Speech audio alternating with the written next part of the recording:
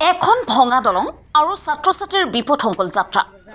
এই দলংখন আজিৰ নহয়, প্ৰায় বিগত কেইবাবছৰ ধৰি দলংখনৰ ওপৰেদি এনেদৰে যাতায়াত কৰি আহিছে এখন গাঁৱৰ ৰাইজৰ লগতে বিদ্যালয়ৰ কণ কণ ছাত্ৰ ছাত্ৰীসকলে।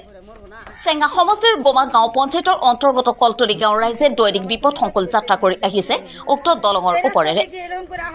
কিদৰে নিজৰ জীৱনৰ প্ৰতি ভাবুকি নামি অহা স্বত্তেও যাতায়াত কৰিবলৈ বাধ্য হৈছে গঞাৰ ৰাইজে।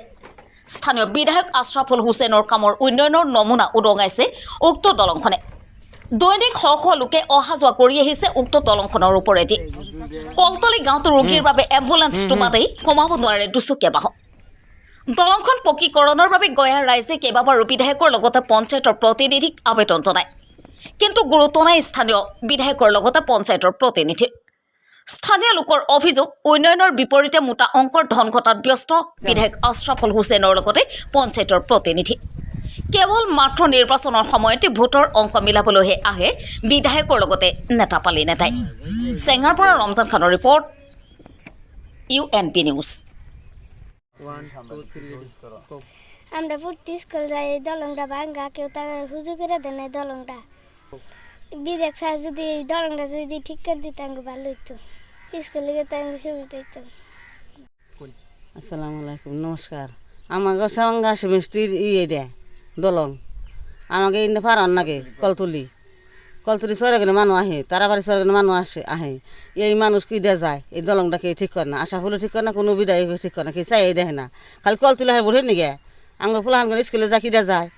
আমরা ফরিয়া বুড়া মানুষ ফরিয়া মরে, কালকে একজন ফরিয়া আতুর হয়ে গেছে টেহা দিব করা, এই বাপ করে আমরা পার হই।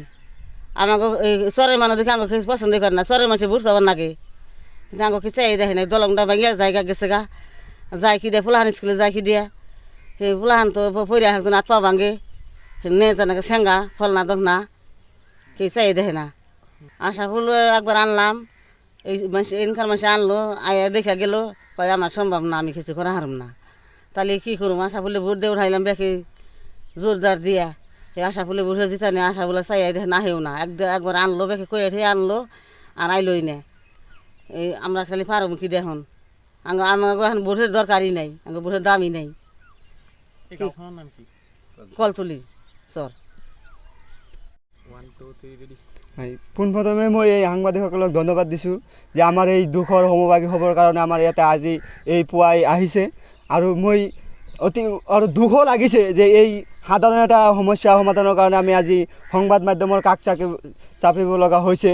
আমাৰ এই বৃহত্তৰ অঞ্চল তাৰাবাৰী, কলতলি, গোমা এই সকলো চৰ অঞ্চলৰ মূল পথ, আমাৰ এই চৰ অঞ্চলত পাৰাপাৰ হোৱাৰ মূল পথ আজি এইটো এনেকুৱা অৱস্থা। আজি আমাৰ স্কুলৰ ল'ৰা ছোৱালীসকলে যাব নোৱাৰে, অভিভাৱকসকলে লগত লৈ পাৰ কৰি দিব লগা হৈছে। এনেকুৱা পৰিস্থিতিৰ সন্মুখীন হোৱা আমাৰ আজি দুৰ্ভাগ্যৰ কথা।